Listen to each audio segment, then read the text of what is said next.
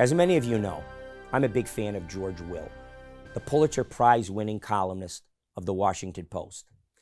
He did a column recently eviscerating the progressive Democrats' involuntary and uncontrollable impulse for more and bigger government and mandates.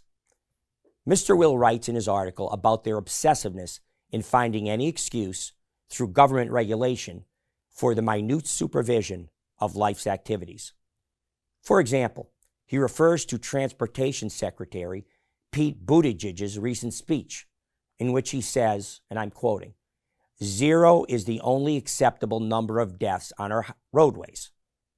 Of course, Mr. Will points out that unless you are going to ban all vehicles from going faster than 5 miles per hour, or ban vehicles altogether, the Secretary has set a goal that is ridiculous and unattainable. And then there's Anthony Fauci, who thinks that in the future there should be vaccination requirements for all air travel and masking on all flights forever. I'm now going to quote directly from Mr. Will's editorial. Begin quote. "Americans by the many millions are ignoring government supervision. And that sound you hear today is the clicking of progressivism's ratchet.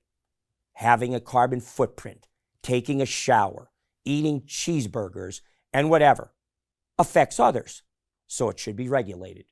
The phrase zero tolerance of a virus or violence or something is favored by people, progressives, who are allergic to making judgments and distinctions, i.e. thinking, putting masks on 5-year-olds, teaching them that life is more hazardous than it really is, and to regard other human beings as vectors of disease, like biting insects, is not an optional arrow progressives should feel free to pluck from their quiver.